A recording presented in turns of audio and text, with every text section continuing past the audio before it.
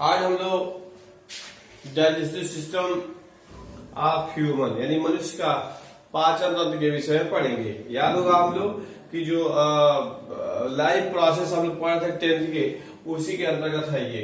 तो यदि हम बात करें तो डाइजेस्टिव सिस्टम ऑफ लिखा जाए डाइजेस्टिव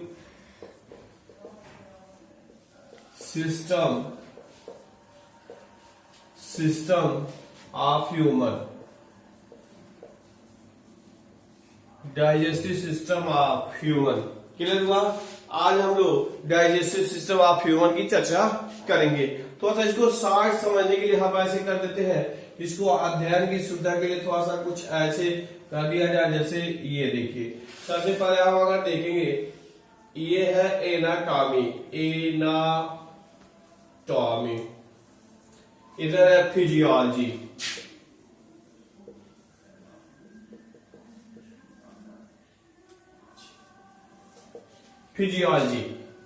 एनाटॉमी में अगर देखेंगे तो हम लोग को पढ़ना है एलिमेंट्री कैनाल और इसके बाद से एसोसिएटेड ग्लैंड्स।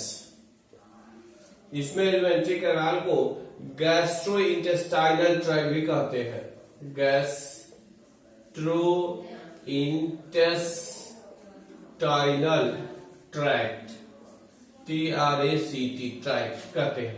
क्लियर हुआ? अब एसोसिएटेड ग्लैंड में हम लोग को पढ़ेंगे बारी बारी से। तो स्लेवरी ग्लैंड और जाएगा लीवर और जाएगा पैनक्रियाज।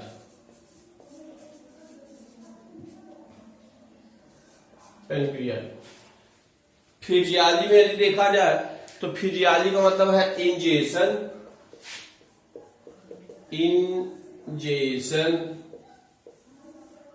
डाइजेशन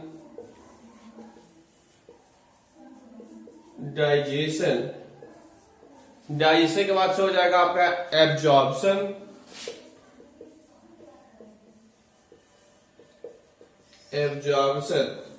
एब्जॉर्प्शन के बाद हो जाएगा एसिमिलेशन,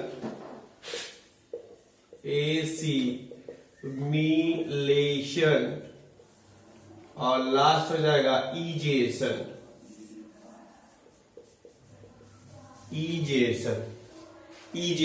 क्लियर हुआ आपको? तो इन सब टॉपिकों के विषय में हम लोग बारी बारी से थोड़ा देख लिया जाए। डाइजेस्टिव सिस्टम ऑफ ह्यूमन यानी मनुष्य के पाचन तंत्र के विषय में हम लोग को अध्ययन करना है। तो हम लोग इसको अध्ययन के लिए एनाटॉमी का मतलब होता है आंतरिकी यानी कि अंदर की जो संरचना होती है किस प्रकार से काम करती है, तो इसको एनाटॉमी बोलते हैं। एनाटॉमी का मतलब समझते हैं विज्ञान की व्यवस्था का जिसके अंतर्गत जीवों की आंतरिक संरचनाओं का अध्ययन करते हैं, एनाटॉमी कहलाता है। यानी कि the branch of biology in which we study about internal structure of organism. तो यहाँ यदि हम एनिमल के लिए बात करेंगे तो मनुष्य के आंतरिक संरचनाओं का अध्ययन करेंगे। यदि वही प्लांट एनाटॉमी रहता तो पौधे के आंतरिक संरचनाओं का अध्ययन करते। क्लियर हो गया आपको एनाटॉमी? अब ये फिजियोलॉजी, PHYSIOLOGY, फिजियोलॉजी का हमारे हिंदी देखेंगे LO, इसकी हिंदी होती है कारिकी की हिंदी फिजियोलॉजी, एक छूट हो यहां से। फिजियोलॉजी यानी कारिकी का मतलब होता है शरीर के जो अंग होते हैं वो किस प्रकार, जो कोशिकांग होते हैं, जो क्रियाएं होती हैं वो कैसे कैसे काम करती है, तो इसको हम कहते हैं फिजियोलॉजी। क्लियर हो गया आपको? कोई दिक्कत?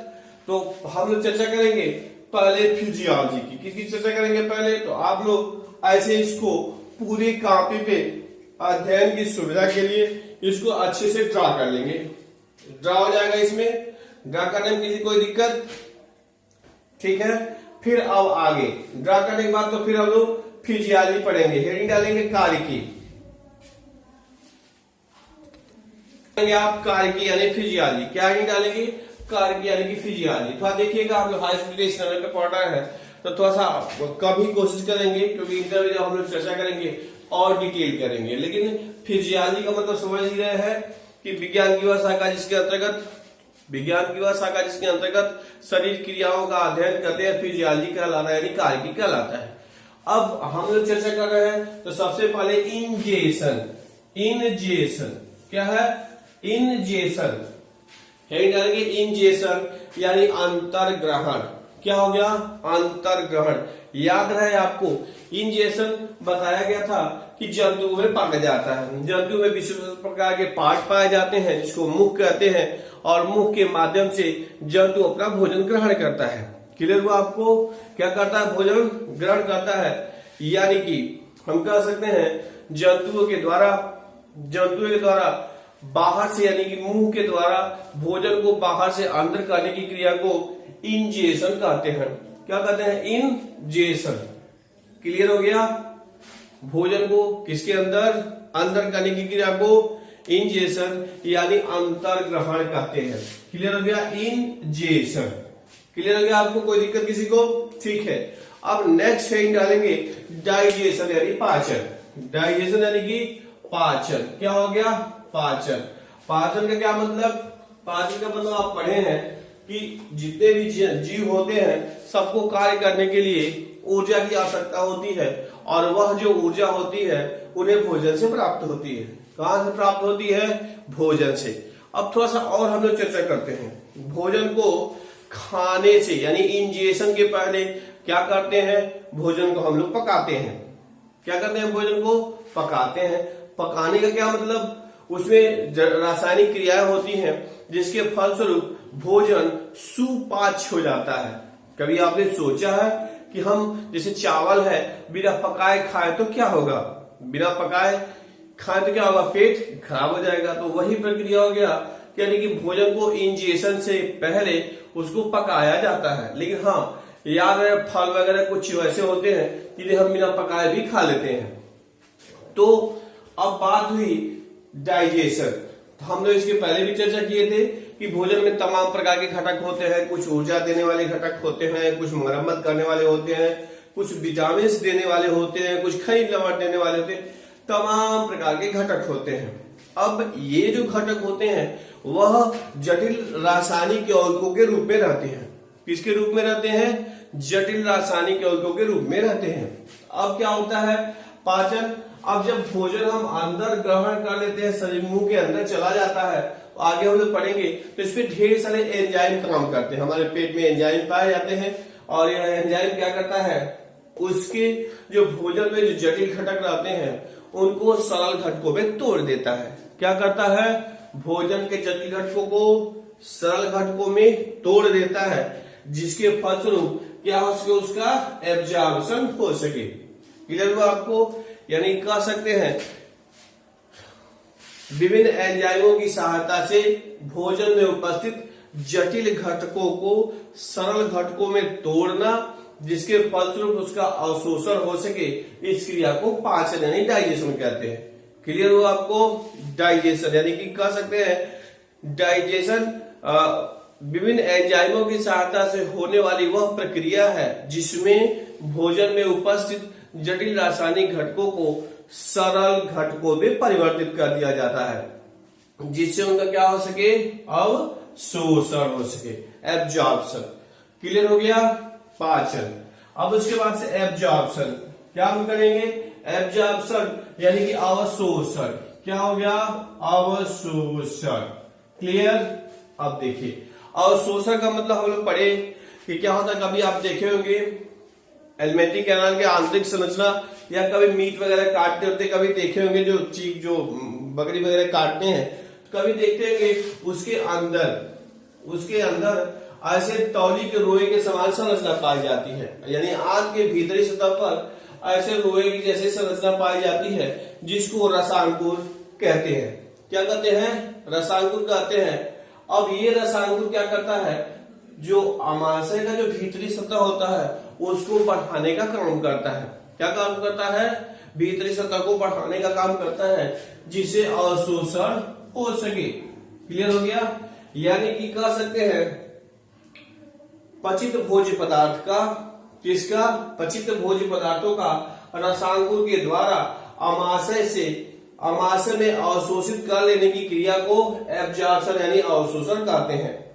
फिर वही बात कहा जाए कि क्या होता है, आग के दीवारों पे रसांकुर पाए जाते हैं, बिलाई रसांकुर पाए जाते हैं, जो क्या करते हैं कि इसके सतह को बढ़ाने का काम करते हैं, और कह सकते हैं कि पचित भोज्य पदार्थ का यानी पाचन के उपरांत भोजन में उपस्थित आवश्यक घटकों का अमाशय के दीवारों के द्वारा अवशोषित कर लेने की क्रिया को एब्जॉर्प्शन यानी अवशोषण कहते हैं। क्लियर हो गया आपको? अवशोषण क्लियर हो गया। उसके बाद देखेंगे एसिमिलेशन। क्या है निकालेंगे? एसिमिलेशन स्वांगीकरण। एसिमिलेशन यानी कि स्वांगीकरण। स्वांगीकरण का मतलब आपने देखा कि पचित भोज्य पदार्थ का क्या हो गया, एब्जॉर्प्शन हो गया।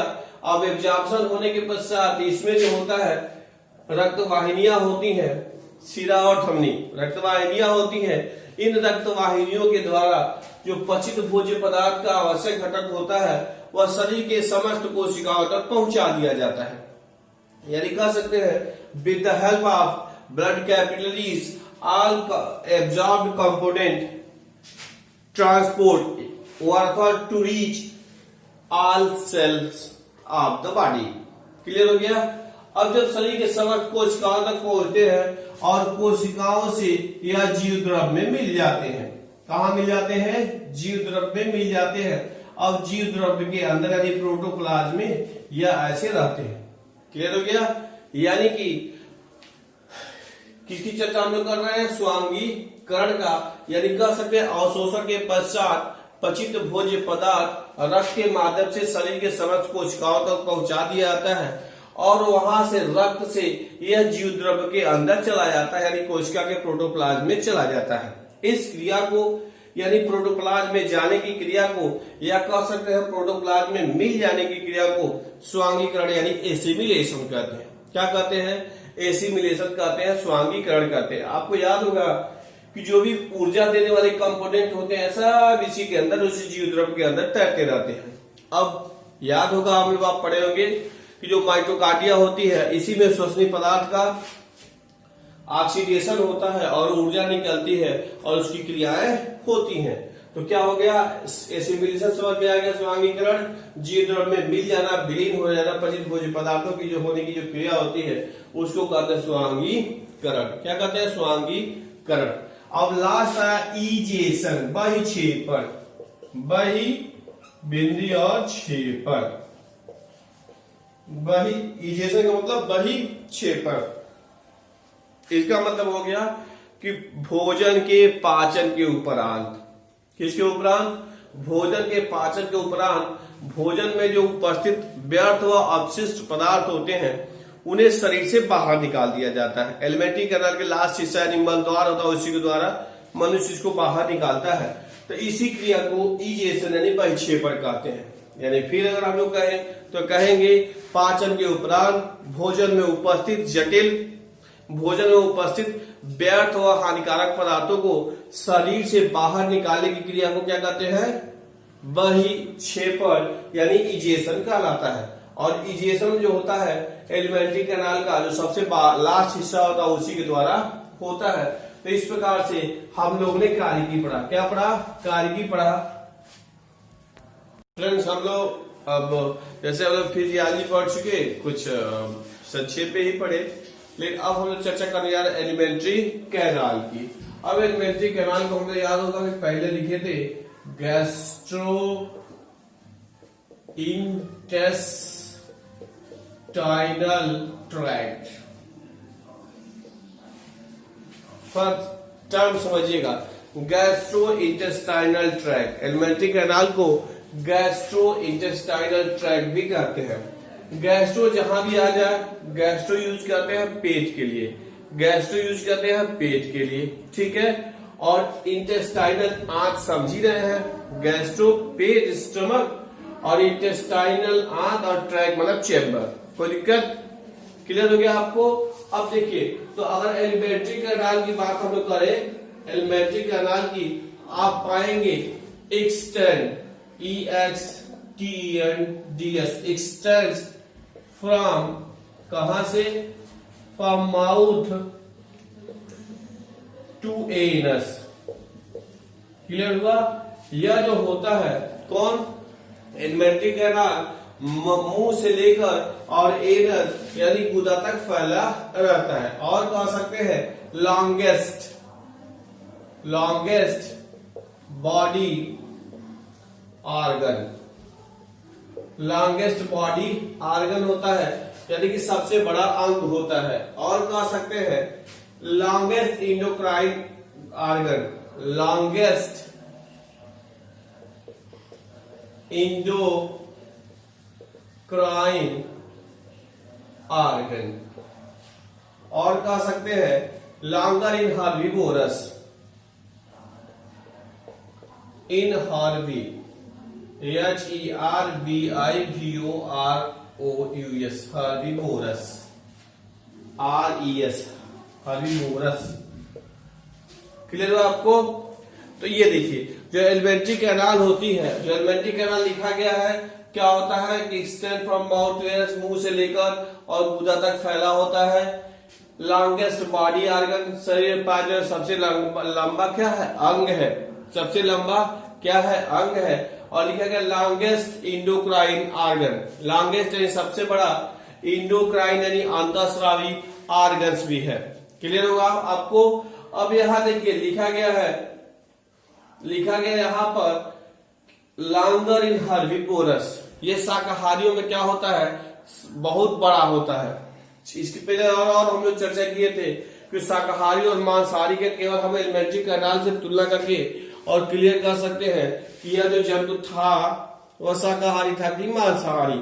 जितने भी मांसाहारी जंतु होते हैं उनका जो एलिमेंट्री कैनाल जो होता है वो छोटा होता है, क्योंकि वो मांस खाते हैं और मांस पचता है और जल्दी से सड़ने भी लगता है। पेट में रहता है तो जल्दी सड़ने लगता है, इसलिए उनका एलिमेंट्री कैनाल छोटा होता है, जल्दी शरीर से बाहर निकाल दिया जाता है। लेकिन वही जो शाकाहारी जंतु होते हैं उनमें क्या होता है? शाकाहारियों में पाचन में थोड़ा समय लगता है और साथ ही साथ उसमें जो एब्जॉर्प्शन के लिए उसे लंबी एलिमेंट्री कैनाल की आवश्यकता पड़ती है। तो हम लोग भी क्या है? स्वभाव से यानी by nature human beings are herbivorous, शाकाहारी होते हैं। तो ये क्या हो गया? हम लोग का एलिमेंट्री कैनाल हो गया। अब अगर देखेंगे ठीक है, तो अब एलिमेंट्री कैनाल का देखिए सबसे पहला जो पार्ट है, सबसे ऊपर वाला कह सकते हैं बक्कोफेरेंजियल कैविटी, यानी हम कह सकते हैं कि एलिमेंट्री कैनाल के मुख्य भाग निम्नलिखित होते हैं। सबसे पहला भाग हो जाएगा बक्कोफेरेंजियल कैविटी, उसके बाद हो जाएगा ओइसोफेगस,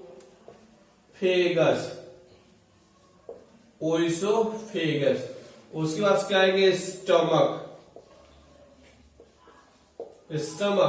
और है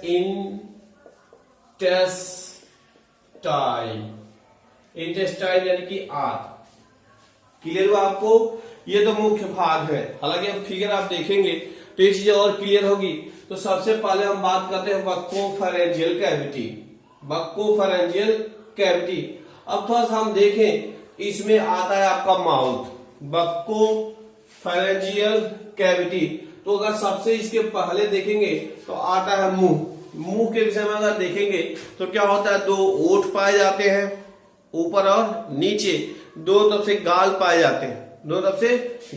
जाते हैं। साथ ही साथ आपने पढ़ा है कि मनुष्य में क्या होता है? इसके अंदर जो कैविटी होती है, मुख गुहा जो कहते हैं, इसके अंदर क्या होता है? दांत भी पाई जाती है। दांत में पढ़ा होगा आपने कि दांत के विषय में मतलब क्या होता है? हम लोग जो होते हैं, हम लोगों में दो बार दांत आता है, एक मिल्क टीथ कहते हैं और एक परमानेंट टीथ कहते हैं। इसलिए इसको द्विबार दंती। हालांकि चलिए आगे हम हेडिंग डाल के भी लिख लेंगे।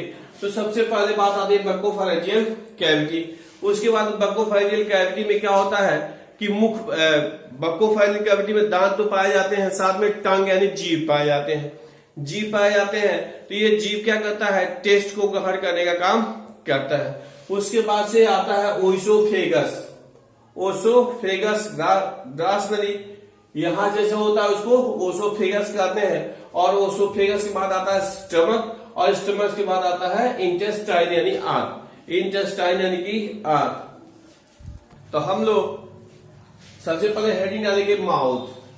सबसे पहले हेडिंग डाल लेंगे, ये क्लियर हम लोग कर ले। सबसे पहले हेडिंग डाल लेंगे माउथ, क्लियर हो गया। अब माउथ के विषय में देखेंगे कि यह कह सकते हैं कि एलिवेटरी कैनाल का ये सबसे इंटीरियर पार्ट होता है, सबसे बाहर इंटीरियर ओपनिंग होता है। जो बताया गया था कि क्या होता है, दो लिप यानी होठ से घिरा हुआ होता है, ऊपर अपर और लोअर, और दोनों तो पाए जाते हैं चिक यानी गाल। बात समझ में आया। तो हम लोगों का जो सबसे एलिवेटरी कैनाल का सबसे इंटीरियर पार्ट होता है उसको क्या कहते हैं, माउथ। क्या कहते हैं उसको, माउथ। अब जब दूसरा हेड डालेंगे बक्कोफेरेंजियल कैविटी, क्या डालेंगे, बक्कोफेरेंजियल कैविटी या बक्कल कैविटी भी कह सकते हैं इसको हम, BUCCAL buccal cavity, buccopharyngeal cavity या बक्कल कैविटी करते हैं। तो अब थोड़ा सा देखिए, जो मुंह है, हम लोग का जो मुंह है, ओठ है, उसके बाद वाला जो देखते हैं एक कैविटी सी दिखती है, मुंह खोलते हैं दिखाई देता है, तो इसी को क्या कहते हैं, ओरल कैविटी या बक्कल कैविटी कहते हैं। अब इसी के अंदर जो बक्कल कैविटी, इसके अंदर दांत पाए जाते हैं, जीभ यानी टंग भी पाए जाते हैं, जो स्वाद लेने का काम करता है, मस्कुलर यानी पेशी होता है, और ये क्या करता है, दांतों को भोज्य पदार्थ को मिलाने का काम करता है, बोलने में सहायता करता है, स्वाद ग्रहण करने का काम करता है, तो तमाम प्रकार के काम करता है। और भोज्य पदार्थ जो दांतों के बीच में फंसे रहते हैं उनको निकालने का भी काम करता है। तो ये सब हो गया बक्कल कैविटी के अंदर पाया जाता है। अब इसके बाद देखेंगे आता है फेरिंक्स, फेरिंक्स यानी ग्रसनी, फेरिंक्स यानी कि ग्रसनी। तो अब जो बक्कल कैविटी है वो पीछे की एक छोटी सी कीप जैसी संरचना से खुलती है। जो बक्कल कैविटी है वो पीछे, आप मुंह ऐसे बड़ा करके देखते हैं तो पीछे कीप की जैसी संरचना दिखाई देती है, इसी को क्या कहते हैं, फेरिंक्स यानी ग्रसनी कहते हैं। अब ये देखेंगे जो फेरिंक्स यानी ग्रसनी है वह common, COMMON, common passage, passage होता है, passage for food and air. थोड़ा ध्यान दीजिएगा, कॉमन पैसेज होता है फॉर फूड एंड एयर। ग्रसनी में क्या होता है, भोजन और सांस दोनों एक साथ जाते हैं। अब इसके आगे क्या होता है, कंठ पाया जाता है, आगे हम लोग चर्चा करेंगे। तो उस पे ढक्कन होता है जो भोजन क्या करता है, एक समय में केवल या तो हम भोजन को ग्रहण कर लेते हैं या तो हम सांस लेते हैं। तो ग्रसनी कॉमन पैसेज है, इसके बाद से दोनों अलग अलग हो जाते हैं। जब आप फिगर देखेंगे और क्लियर होगा। क्या करेंगे आप, ग्रसनी क्या है, कॉमन पैसेज है भोजन और हवा के लिए, ठीक है। इसके बाद से हेडिंग डालेंगे ओसोफेगस, ग्रास नली। क्या कहेंगे, ओसोफेगस यानी कि ग्रास नली। ग्रास नली जैसे यहां से नीचे की ओर जाता है तो इसको ओसोफेगस कहते हैं। ये क्या करता है, यहां आप कभी ऐसे स्पष्ट करके देखेंगे तो यहाँ पे डायाफ्राम पाया जाता है, तंतुपट डायाफ्राम होता है। कभी आप बकरी बकरी को कटे हुए देखे होंगे तो एक मेम्ब्रेन जैसी संरचना होती है जो यहाँ पाया जाता है। यही जो डायाफ्राम होता है वह जो अंदर की जो कैविटी होती है उसको दो हिस्सों में बांटता है। इसके ऊपर वाले को थोरैक्स कैविटी बोलते हैं और इसके डायफ्राम के नीचे वाले को क्या बोलते हैं, एब्डोमेन कैविटी। वक्षीय गुहा और उदर गुहा, बात समझ में आया।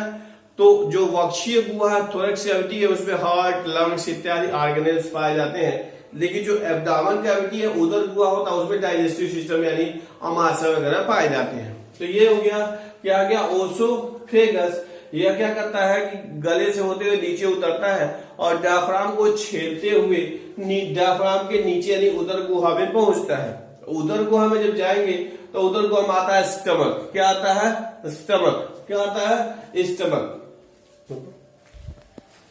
तो हम लोग अब स्टमक के विषय पर क्या पढ़ेंगे, स्टमक। STOMAC, stomach. आमाशय कहते हैं इसको। ये जो होता है एलिवेटरी कैनाल का सबसे वाइडर इनलार्ज पार्ट होता है। ऐसे आप फिगर जब आप देखेंगे तो कुछ इस प्रकार से फिगर ऐसे रहता है, ऐसे थैली के आकार का संरचना होता है। बात समझ में आया। तो ये कह सकते हैं कि जो आमाशय स्टमक है most enlarge segment of the digestive canal, यानी आहार नाल का सबसे चौड़ा भाग होता है। और ये कह सकते हैं ये पी शेप्ड, पी क्लियर हो गया आपको, ये पी शेप्ड संरचना होता है, पी आकार का संरचना होता है। अब ये कह सकते हैं कि जो हम लोग का जो एब्डोमेन कैविटी, हम लोग इस चीज के पहले चर्चा किए थे कि जो डायफ्राम होता है ऊपर वाले को थोरैक्सिक कैविटी और नीचे वाले को एब्डोमिनल कैविटी कहते हैं। तो यह जो होता है upper left portion of abdominal cavity, जो लेफ्ट पोर्शन यानी बायां साइड ऑफ एब्डोमिनल कैविटी में पाया जाता है। यह जो हमारा स्थित होता है, ये भी तो आप पोजीशन याद करेगा, upper left side of abdominal cavity, यह पाया जाता है। क्या पाया जाता है? अमाशय। क्या पाया जाता है इसको? अमाशय। क्लियर हो गया।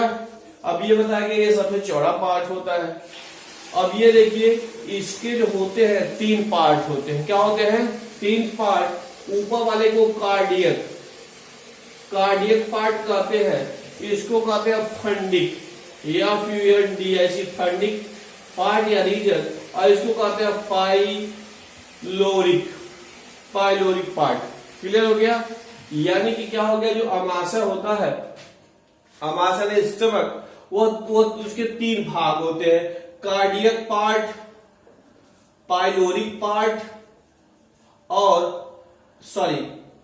फंडिक पार्ट और हो गया पाइलोरिक पार्ट। क्लियर हो गया आपको कि जो स्टमक यानी अमाशय होता है वह उसके 3 भाग होते हैं, 3 रीजन पाया जाता है। अब अगर ये देखिए, ये सबसे ऊपर कार्डियक, बीच में हो गया फंडिक और सबसे नीचे हो गया पाइलोरिक रीजन। अब यहां देखिए जो पाइलोरिक रीजन होता है, यहां पे ऐसे एक वाल्व पाया जाता है। क्या पाया जाता है? वाल्व पाया जाता है। इसको पाइलोरिक वाल्व कहते हैं। पाइलोरिक वाल्व कहते हैं। क्या कहते हैं? Pyloric valve. ये क्या करता है कि जो भोजन यहां से ऐसे तो आता है, ऐसे यहां आते ऊपर से नीचे खिसक जाता है, जो भोजन यहां से इधर आ जाता है, इसको वापस उल्टी दिशा में जाने से रोकता है। यानी कि जो क्या होता है, जो पाइलोरिक वाल्व होता है वह भोजन को विपरीत दिशा में जाने से क्या करता है? रोकता है, रोकने का काम करता है। क्लियर हो गया। तो ये तो हो गया आपका स्टमक यानी अमाशय, ये थायराइड संरचना होती है। क्लियर हो गया। अब इसके बाद से हम लोग चर्चा करेंगे स्मॉल इंटेस्टाइन। जो इंटेस्टाइन हम लोग पढ़े लिखे होंगे, इंटेस्टाइन, जो इंटेस्टाइन होता है उसको दो भाग कर देते हैं। एक को कहते हैं स्मॉल इंटेस्टाइन और दूसरा होता है लार्ज इंटेस्टाइन। क्लियर हो गया। तो जो आंत होता है कहाँ? स्टमक के नीचे पाया जाता है। कहाँ पे? यहां से कह सकते हैं पाइलोरिक वाल्व से इधर जो पाया जाता है वह सब क्या है? इंटेस्टाइन होता है। तो सबसे पहले आता है यह कौन सा हो गया? Small intestine. इधर वाला जो पोर्शन होता है उसको स्मॉल इंटेस्टाइन कहेंगे और आगे हम लोग फिर लार्ज इंटेस्टाइन लिख करके उसकी चर्चा करेंगे। तो पहला हेडिंग हो गया स्मॉल इंटेस्टाइन। क्या लिखेंगे हम लोग? Small intestine. क्लियर हुआ आपको? यानी कह सकते हैं छोटी आंत। क्या कह सकते हैं इसको? छोटी आंत। कहां से प्रारंभ हुआ? जो स्टमक है उसके पाइलोरिक जो वाल्व होता है उसके बाद से ये प्रारंभ होता है। कौन प्रारंभ होता है? Small intestine. ये अगर देखेंगे तो जो स्मॉल इंटेस्टाइन होता है ये 6 to 5 मीटर लॉन्ग, 6 से 5 मीटर जो होता है वह लंबा होता है। क्लियर हो गया। और इसकी चौड़ाई जो होती है 3 से 5 सेंटीमीटर जो होता है इसकी वाइड यानी चौड़ाई होती है। और देखा जाए तो छोटी जो स्मॉल इंटेस्टाइन होती है उसके जो 3 भाग होते हैं, ड्यूडेनम,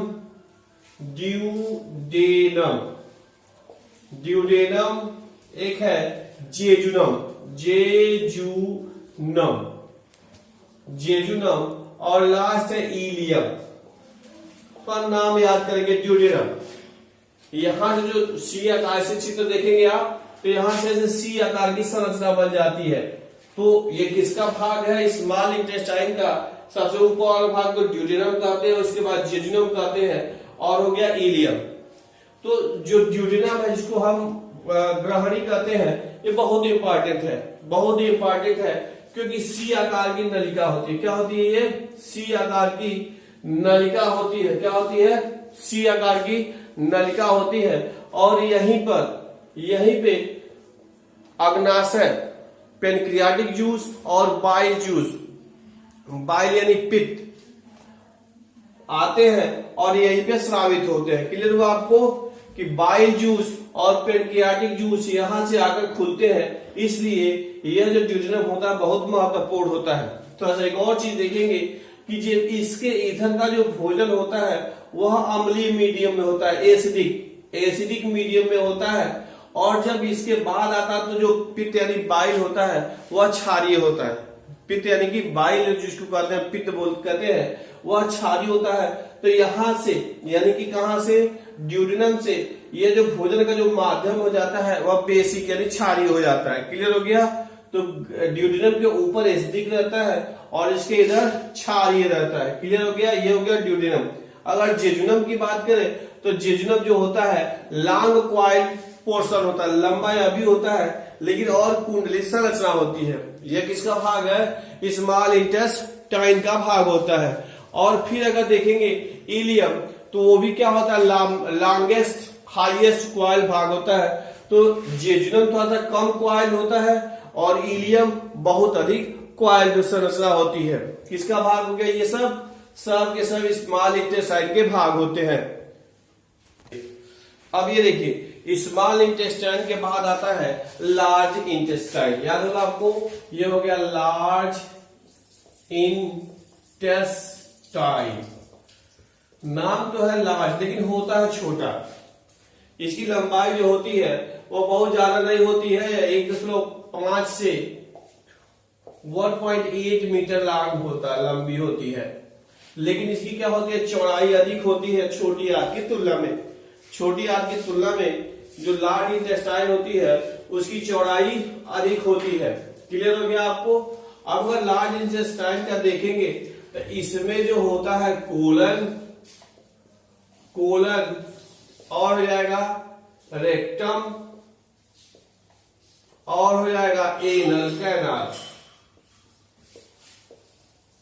ठीक है, तो ये इसके भाग है। कोलन क्या हो गया, कोलन अगर देखेंगे तो यू शेप्ड होता है, यू के आकार का होता है। कौन होता है, कोलन। और ये 1.3 मीटर के आसपास लंबा होता है, 1.3 मीटर इसकी लंबाई होती है।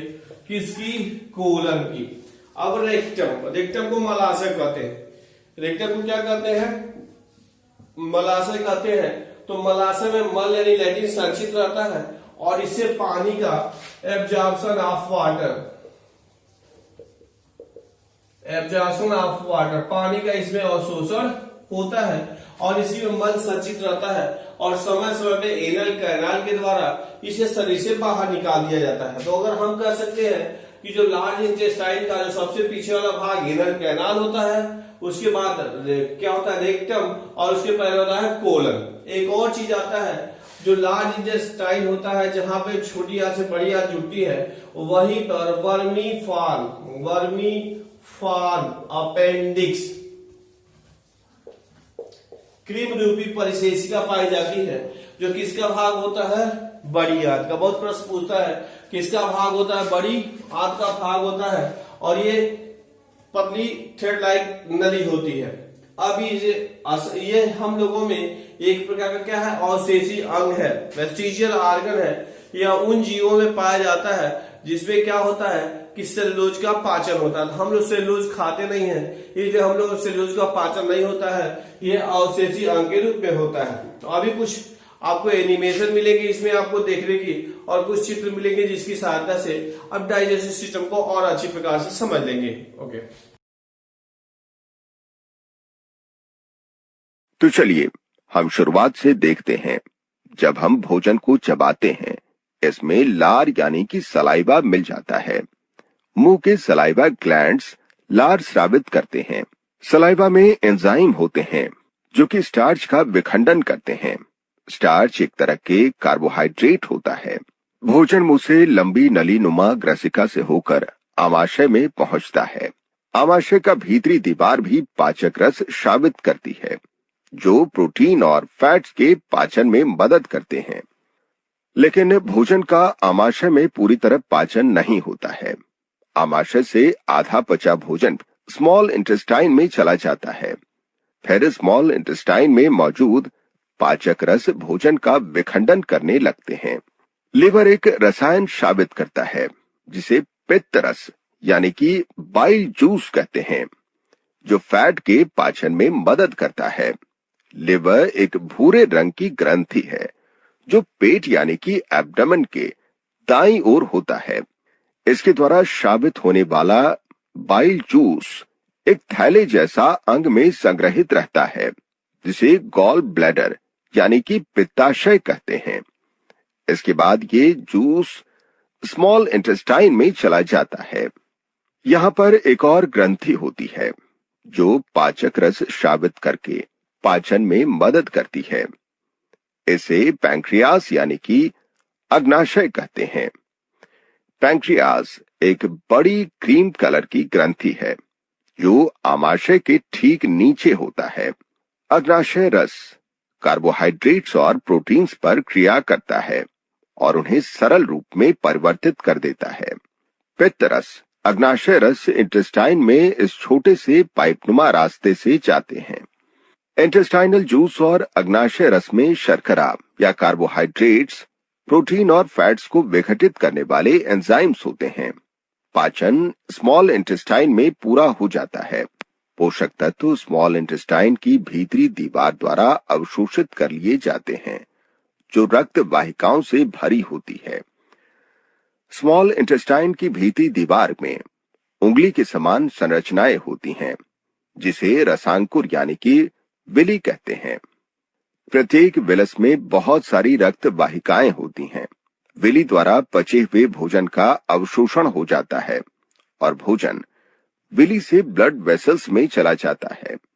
पचे हुए भोजन के अवशोषण के बाद भोजन का वह भाग जिसका पाचन नहीं हो पाता है वह बृहदांत्र यानी कि लार्ज इंटेस्टाइन में चला जाता है। लार्ज इंटेस्टाइन इसमें से पानी अवशोषित कर लेता है। पानी के अवशोषण के बाद अपचित भोजन अर्ध ठोस यानी कि सेमी सॉलिड हो जाता है। लार्ज इंटेस्टाइन के अंत में स्थित थैलीनुमा संरचना रेक्टम में जमा हो जाता है। इस अपचित भोजन अर्ध ठोस यानी कि सेमी सॉलिड को मल या फेसिस या स्टूल कहते हैं। समय समय पर ये फेकल मैटर एनस या गुदाद्वार द्वारा बाहर निकाल दिया जाता है। पाचन नली में मुख, ग्रसिका यानी कि एसोफेगस, आमाशय यानी कि स्टमक, क्षुद्रांत यानी कि स्मॉल इंटेस्टाइन, बृहदांत्र यानी कि लार्ज इंटेस्टाइन और इसके साथ ही मलाशय और गुदा भी होते हैं। आहार नलिका और उससे संबंधित ग्रंथियां, लिवर, पैंक्रियाज ये सब मिलकर पाचन तंत्र बनाते हैं।